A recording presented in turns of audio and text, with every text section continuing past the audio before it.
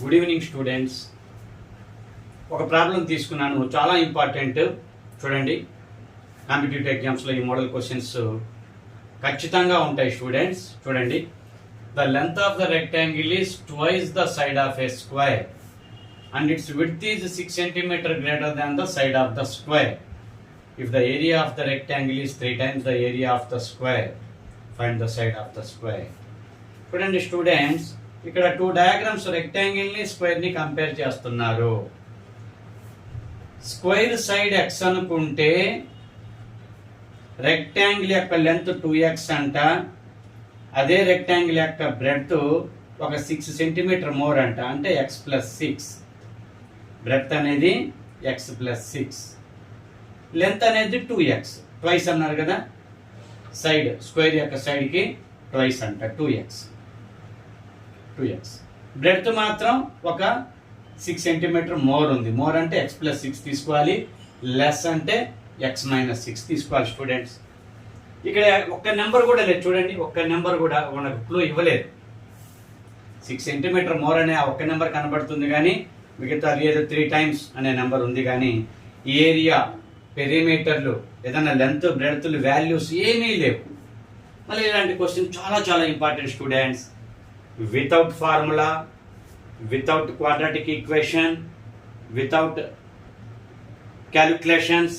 చూడండి, చాలా సింపుల్గా మనం ఒక లాజిక్ ద్వారా ఈ యొక్క మెజర్మెంట్స్ని మనం ఈజీగా తెలుసుకోవచ్చు స్టూడెంట్స్. చూడండి, దాన్నే మనం ఆన్సర్ మెథడ్ అంటారు.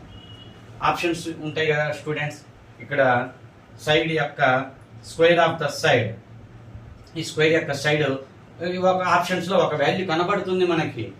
త్రూ ఆన్సర్స్ మెథడ్ వెళ్తే చాలా సింపుల్. ఫార్ములాలు అవసరం లేదు, ఈక్వేషన్, క్వాడ్రాటిక్ ఈక్వేషన్ క్రియేట్ చేయాల్సిన అవసరం లేదు, ఏ లాజిక్స్ ఏమీ అవసరం లేదు. చాలా సింపుల్గా మనం వీటి యొక్క వాల్యూస్ని తెలుసుకోవచ్చు. చూడండి స్టూడెంట్స్, నేను ఆన్సర్నే ఎక్స్ప్లెయిన్ చేస్తున్నాను, అది ఎలా అనేది చూడండి స్టూడెంట్స్. మామూలుగా అయితే మీరు ఎగ్జామ్లో ఏం చేస్తారంటే ఫస్ట్ ఏ ఆప్షన్ చూస్తారు, లాజిక్ కుదరలేదు అనుకోండి, అప్పుడు బి ఆప్షన్ చూడండి, ఆ తర్వాత సి ఆప్షన్ చూడండి. అలా 1 by 1 చెక్ చేసుకుంటూ వస్తే మీకు ఆన్సర్ అనేది తెలిసిపోతుంది. ఈ 1 minute లోపే చేయొచ్చు.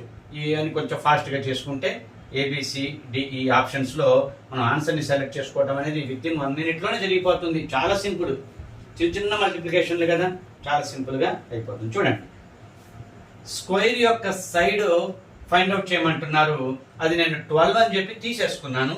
దాని నుంచి రెక్టాంగిల్ యొక్క మెజర్మెంట్స్ ఎలా తెలుసుకోవాలి అనేది ఇక్కడ ఇవన్నీ కరెక్ట్గా 3 times ఉందా లేదా, ఈ మెజర్మెంట్స్ ద్వారా రెక్టాంగులర్ మెజర్మెంట్స్ కరెక్టా కాదని చూస్తే మీకు తెలుస్తుంది. చూడండి స్టూడెంట్స్, స్క్వేర్ సైడ్కి రెక్టాంగిల్ లెంత్ అనేది ట్వైస్ ఉందంట, అంటే 24. బ్రెడ్త్ అనేది జస్ట్ 6 more అంట, అంటే 18. ఈ లెంత్ ఇంటూ బ్రెడ్త్ వేస్తే రెక్టాంగిల్ యొక్క ఏరియా వస్తుంది. ఇక స్క్వేర్ యొక్క ఏరియా తెలుసు కదా స్టూడెంట్స్, 12 అంటున్నాం కాబట్టి 12 12s 144 cm.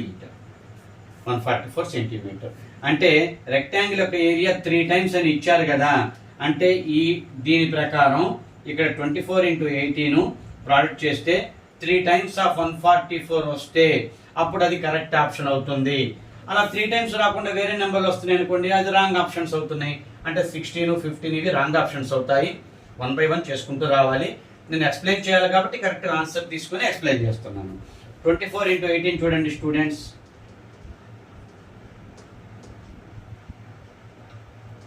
432 వచ్చింది. 432 వచ్చింది, అంటే రెక్టాంగిల్ ఏరియా 432 వచ్చింది. స్క్వేర్ ఏరియా 12 × 12 144 వచ్చింది. చూడండి, మీకే అర్థమైపోయింది. 144 3 times ఉందో లేదో మీరే గమనించండి. 144 3 432. అందుకని ఆన్సరు 12 ఆప్షన్ అనేది స్క్వేర్ యొక్క సైడ్ అవుతుంది. 12 అనేది కరెక్ట్గా 3 times వచ్చింది కాబట్టి. మిగతా ఆప్షన్స్కి 14 తీసుకున్నా రాదు, 16 తీసుకున్నా రాదు, 15 తీసుకున్నా రాదు. ఇలా 3 times అనే ఈ ఏరియా క్యాలిక్యులేషన్స్ మనకి ఇలా కుదరదు అనమాట. మరి 3 times వచ్చినది ఇదే వాల్యూ కాబట్టి ఇక్కడ లెంత్ కూడా చెప్పొచ్చు. ఇంకా length of the rectangle question అడిగారు అనుకోండి, 12 2 24 అవుతుంది. ఇది బ్రెడ్త్ అంటే 18 మనం తీసుకునేదే కదా, ఇంకా అదే అవుతాయి అనమాట. అంటే ఆప్షన్స్లో లెంత్ ఆఫ్ ద రెక్టాంగిల్ అడగొచ్చు, బ్రెడ్త్ ఆఫ్ ద రెక్టాంగిల్ అడగొచ్చు, లేకపోతే స్క్వేర్ యొక్క సైడ్ అడగొచ్చు, ఇలా 3 ఆప్షన్స్లో ఏదైనా అడగొచ్చు. రెక్టాంగిల్ యొక్క మెజర్మెంట్స్ అయినా అడగొచ్చు, స్క్వేర్ యొక్క మెజర్మెంట్స్ అయినా అడగొచ్చు. ఈ ప్రాబ్లంలో స్క్వేర్ యొక్క పెరిమీటర్ అంతా అడగొచ్చు. అప్పుడు పెరిమీటర్ తీసుకున్నప్పుడు అప్పుడు కొంచెం లాజికల్గా ఆలోచించాలి. పెరిమీటర్ ఇస్తే స్క్వేర్ యొక్క పెరిమీటర్ అడిగితే బై 4 తీసుకుంటే సైడ్ వస్తుంది కాబట్టి ఆ సైడ్ ద్వారా మళ్ళీ రెక్టాంగిల్ యొక్క మెజర్మెంట్స్ మనం ఊహించుకొని కరెక్ట్గా ఇలా చెక్ చేసుకుంటూ ఉండాలన్నమాట. ఏదైనా లాజిక్ త్రూ ఆప్షన్స్ అయితే ఈజీగా మనం తెలుసుకోవచ్చు స్టూడెంట్స్. కాంపిటేటివ్ ఎగ్జామ్స్కి ఇలాంటి క్వశ్చన్స్ గ్యారంటీగా వస్తాయి స్టూడెంట్స్. లాజిక్ తెలియకుండా మనం నార్మల్గా క్వాడ్రాటిక్ ఈక్వేషన్ ఫ్రేమ్ చేసామంటే కొంచెం లెంతీ ప్రాబ్లం అవుతుంది. లెంతీ ప్రాబ్లం చాలా కష్టం కూడా. వెంటనే ఆ సొల్యూషన్ ఆ వాల్యూస్ తెలుసుకోవడం చాలా కష్టం. బట్ ఈ లాజిక్ ద్వారా వెళ్తే చాలా సింపుల్గా మనం విత్ ఇన్ 1 minute మనం చక్కగా కనుక్కోవచ్చు వాల్యూ. ఏ ఆప్షన్ వాళ్ళైతే ఇంకా లక్కీ కదా, వెంటనే వాళ్ళకి ఆన్సర్ దొరికిపోతుంది విత్ ఇన్ ½ minute. ఒకవేళ బి ఆప్షన్ ఉందనుకోండి, మరొక ½ minute, అట్లా 1 minute మొత్తం మీద ఈ ప్రాబ్లం, ఇంత డిఫికల్టీ ప్రాబ్లమ్ని ఈజీగా 1 minute మీరు ఆ ఆన్సర్ని గుర్తిస్తారు. అది పర్ఫెక్ట్గా ఖచ్చితంగా గుర్తించగలుగుతారు లాజిక్ ఫాలో అయితే. అదే క్వాడ్రాటిక్ ఈక్వేషన్ ఫ్రేమ్ చేస్తే ఫ్యాక్టర్స్ కనుక్కోవటం కష్టంగా ఉంటుంది. ఆ వాల్యూస్ లెంతీ ప్రాసెస్ అవుతుంది. ఒక 2-3 ప్రాబ్లమ్స్ యొక్క టైంని మనం కష్టం, అది మనకు వేస్ట్ అవుతుంది అనమాట. ఓకే స్టూడెంట్స్, నా యొక్క ఈ క్లాస్ నచ్చినట్టయితే లైక్ చేయండి స్టూడెంట్స్, కామెంట్ చేయండి స్టూడెంట్స్. ఇంకా మీకు ఎలాంటి క్వశ్చన్స్ కావాలో కామెంట్ చేయండి. నేను మీకు అలాంటి క్వశ్చన్స్ మీకు షార్ట్ కట్ అందిస్తాను.